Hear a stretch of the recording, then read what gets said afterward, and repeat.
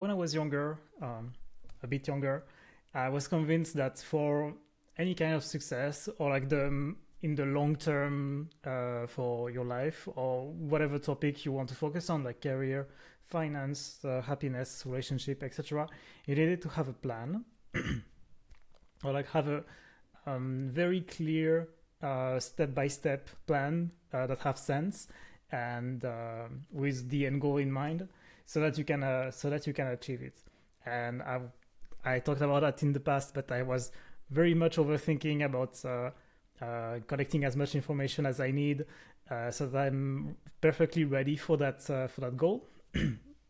So that's one part that paralyzes a lot of people as well, is to that they don't feel ready. They feel like they need more information, etc. But and you might have heard that, oh, you don't need to have everything figured out. You can just start, and it's gonna be okay. You gotta figure it out on the way, etc. But today I want to go a step further and say that the next step doesn't even have to make sense. In a sense that beyond you might have like long-term goal or you might not.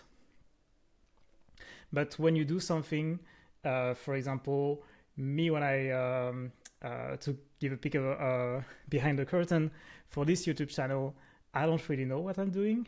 Not in the fact that I don't know how to technically do something, but I'm not sure exactly why I'm doing it. In the sense that, as I said, I'm not planning to be a YouTuber, YouTube influencer of any kind. I'm not sure even if it's gonna increase my reach as an artist, for example. By evidence, because some of the video has started to come out, considering the amount of views, probably not. When it comes to the views I'm seeing right now, it doesn't seem like it's gonna increase my reach dramatically. And yet, it motivates me even more to keep going, and I'm not sure exactly why. And that's something I really want to drive home, is that it doesn't have to you not don't even need to like have everything figured out, but you don't even need to have a plan or even like know which why you are doing something. When I was younger, for example, I was very obsessed with computers.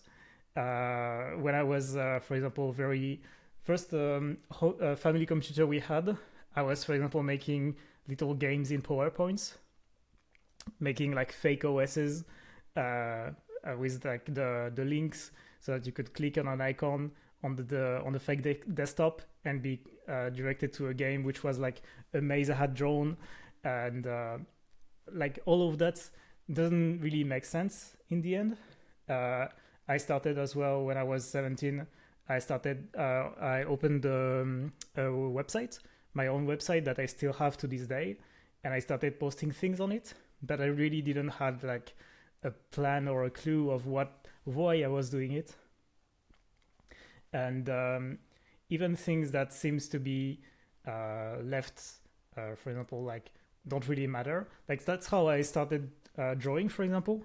It's not because I had like a very strong artistic expression I wanted to give out, but it's because there was a art forum that I was very very interested in, and I wanted to just participate and chat with people, and that's how I got into art. Typically, I didn't have like a clue or a plan or like a grand vision of where I wanted to go, but I still started anyway. And I'm sure you have that as well especially in your childhood, because you tend to not overthink every new hobby you have that much when you're a kid. And this led me, so those decisions that really didn't make sense, so starting to make fake programs in PowerPoint when I was a kid, or drawing just to join a forum where there was like cool people hanging out. That led to so many different things. Like on this forum, for example, I met well a lot of people RLL. Sorry, my pronunciation. A lot of people in real life.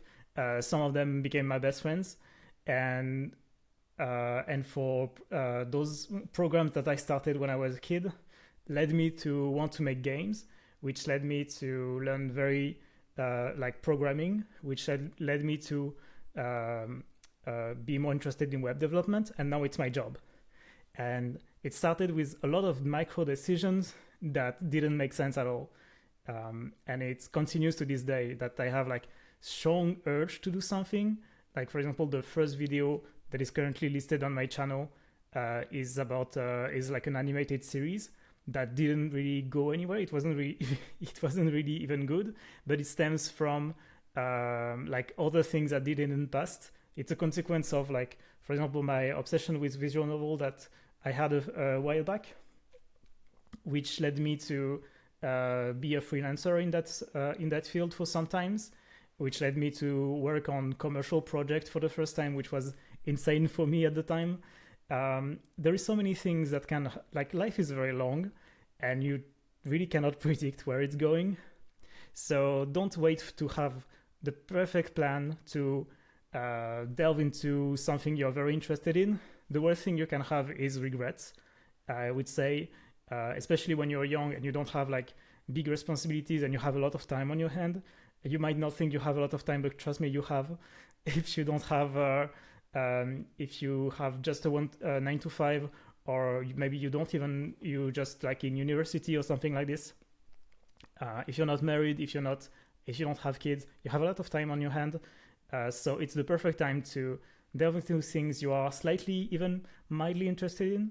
Typically, for example, I had this obsession a few years ago about software decompilation. So where I would take a program, which was a game from the 90s, Windows game from the 90s, and put it in the software to analyze the code, to try to extract the logic. And well, it didn't work. It didn't went anywhere. I spent hours and hours dissecting the code, and well, now I guess I know a little bit more about how games in the 90s on Windows were starting, like the boot sequence, like checking the disk, etc. And even then, it's not very concrete and it's not very deep. But I did it anyway. It was very fun. And who knows, maybe it could lead to somewhere or not. You cannot know. So don't wait to be ready, but don't wait to have a purpose. Don't wait to have a plan. Just do things you are very interested in. Do it, and maybe it will lead to something very cool. That's what I wish to you. Or not.